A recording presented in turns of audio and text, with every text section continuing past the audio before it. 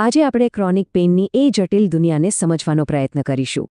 આ સમજવાની શરૂઆત કરવા માટે ચાલો એક ખૂબ જ જાણીતા પેઇન એક્સપર્ટ ડૉક્ટર એન્ડ્રિયા ફર્લાનના આ શક્તિશાળી વિચારને જોઈએ.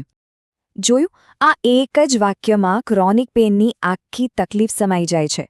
તો ચાલો આ ખરાબ એલાર્મવાળા ઉદાહરણથી જ સમજીએ કે આખરે થાય છે શું.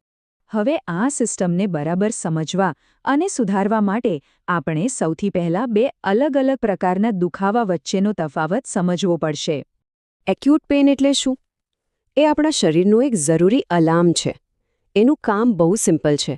આપણને ચેતવવાનું કે ક્યાંક ઈજા થાય છે અને એ ભાગને આરામ આપવાની જરૂર છે. પણ જ્યારે વાત ક્રોનિક પેઇનની આવે, એટલે કે એવો દુખાવો જે 3 મહિના કે તેથી વધુ સમયથી સતત રહે છે, ત્યારે આખી સિસ્ટમ ગડબડ થઈ જાય છે.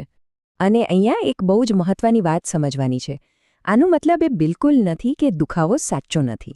અરે, દુખાવો તો એકદમ 100% વાસ્તવિક છે. પણ ફરક એ છે કે હવે સમસ્યા શરીરના એ મૂળ ભાગમાં નથી, પણ આપણા આખા નર્વસ સિસ્ટમમાં, એટલે કે મગજમાં આવી ગઈ છે. અને આના પરથી જ એક બહુ જ રસપ્રદ વાત સામે આવી છે કે આપણું મગજ દુખાવાનો અનુભવ કેવી રીતે બનાવી શકે છે, અથવા ક્યારેક તો સાવ ઉપજાવી પણ કાઢે છે. દુખાવો એટલો બધો ભયંકર હતો કે ડોક્ટરો સીધો બૂટ પણ નહોતા કાઢી શકતા. તો આટલી બધી દવાઓ આપ્યા પછી આખરે એનો બૂટ કાઢવામાં આવ્યો. પણ તમને શું લાગે છે, અંદર શું નીકળ્યું? અને જે જોવા મળ્યું ને, એ ખરેખર ચોંકાવનારું હતું.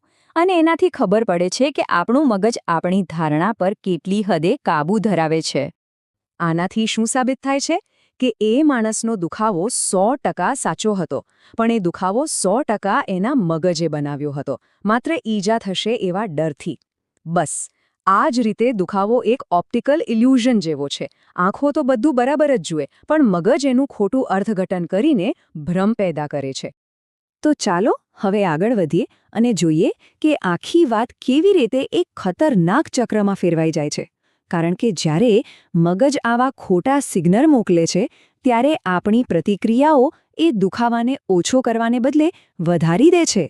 સ્વાભાવિક છે કે જેમને દુખાવો થતો હોય એ લોકો એવી કોઈ પણ હલનચલનથી ડરે અને એને ટાળે. પણ આ જ વસ્તુ એક દુષ્ટ ચક્ર બનાવે છે, જે દુખાવાની સિસ્ટમને વધુને વધુ મજબૂત કરતું જાય છે. અને એ સમજવું ખૂબ જરૂરી છે કે આ કોઈની ભૂલ નથી. આ તો મગજની શીખવાની એક રીત છે. આ ટાળવાની આદત મગજમાં દુખાવાના પાક્કા રસ્તા બનાવી દે છે, જેને આપણે તોડવા પડે છે. તો સવાલ એ છે કે જો સમસ્યા એક ખરાબ એલાર્મ સિસ્ટમની છે, જે એક લૂપમાં ફસાઈ ગઈ છે, તો એમાંથી બહાર કેવી રીતે નીકળવું?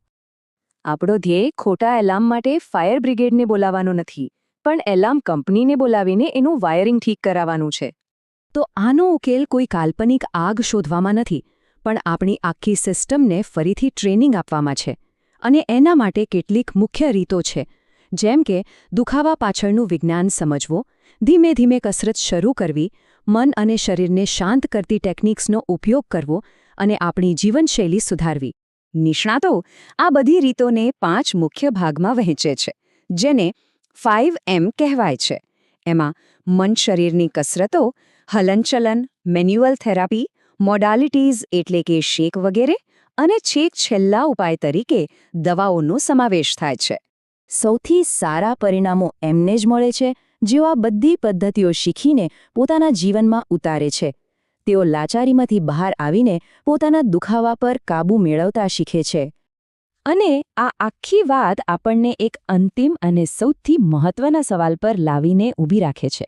જરા વિચારો, શું ખરેખર પેઇન સિસ્ટમ કાયમ માટે ખરાબ થઈ ગઈ છે, કે પછી એ ફક્ત ફરીથી ટ્રેનિંગ મેળવવાની રાહ જોઈ રહી છે?